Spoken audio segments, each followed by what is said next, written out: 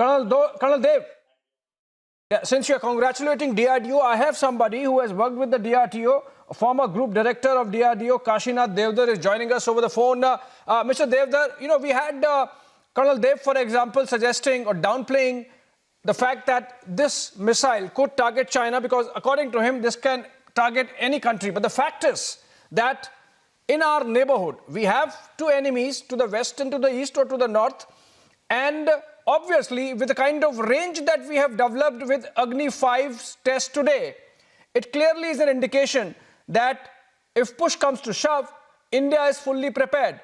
Your thoughts, sir, given the fact that you have worked with the DRDO and you could have been part of some aspects of the Agni-V or Agni missile development?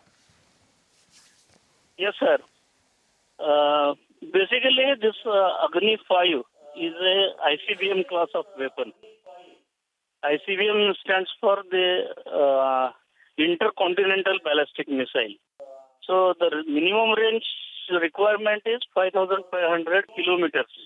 And that we have achieved first in 2012, 19th April 2012. And afterwards we have undertaken successful 7-8 trials, and now every time we have giving successful trials, so that our the confidence level of our soldiers and the country is enhancing like anything. And as you already narrated that China is this thing, so China is totally covered under this missile range. Okay.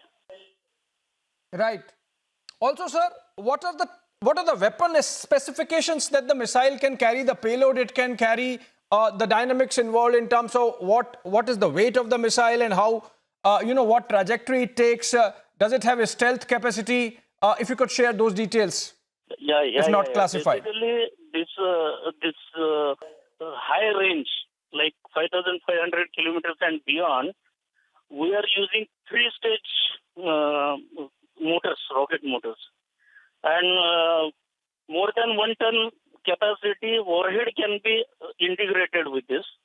And basically, it will be conventional warhead as well as you can put the non-conventional or nuclear warhead also. That capacity is there.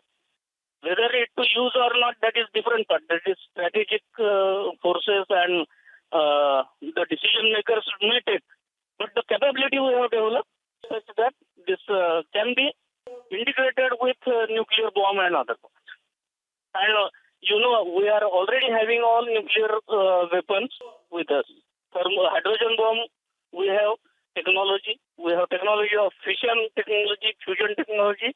In 1999 itself, yes. 1998 itself, we have already tested this atomic versions of technologies, and that can be integrated with this missile.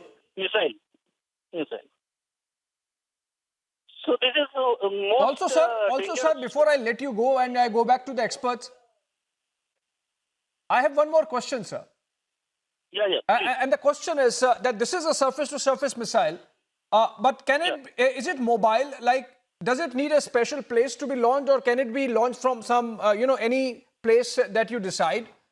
In the sense that it can be launched, for example, from a launch vehicle which is on the move? Yeah. This is basically canister based, so you can have multiple platforms to use. Basically, this is one part, and another part. All right. And another part, we have the capacity of MIRC capacity also is there. That multiple warheads individually maneuvered and this thing we can place and we can fire it. So multiple targets we can have along with one warhead. So this is also a latest technology, you can say. Oh, multiple targets. Yeah, multiple targets. That MIRV, that multiple independently variable targets also we can engage. So that is the beauty of this Agni-V. How do you engage multiple targets on surface, sir? Like one on air, one on surface? How does it, like, we would like to understand how the multiple targets work in this case. Yeah. Warhead itself consists of cluster of warheads, and that can be in the frag end of the trajectory. That can be separately, you can engage with separate targets. So that is the beauty. Oh, okay. So like, can a rocket piggyback on this missile? No, basically, there that heat shield is there, the cover is there. No? After in the frag end, that cover is thrown away by some mechanism. Okay. And individual warhead can be maneuvered in a particular direction. That is the case of MIRV. Oh, fantastic. Yeah. Fantastic. So that's such a great piece of information you are sharing, Mr. Devdar. Yeah. Also, is it capable of being fired from underwater, from submarines, from ships on the move? Right now, this A5 is not dealt for underwater this thing, but similar weapon we have already had. This after the name of Dr. Kalam, we are telling it as K5, K4, and that K15 like that. Missiles are there that can be fired from underwater, submarine. So from submarine you can fire it. But this Agni is not meant for submarine fire. Right? All right. My final question before I let you go, sir. How far are we, or how close are we, in fact, now to Agni-6, which is a truly intercontinental ballistic missile at about 10,000 kilometers? Yeah, as per definition, A5 itself is a international ICBM. But as you say, beyond 10,000 and this thing, it is all technologies are with us.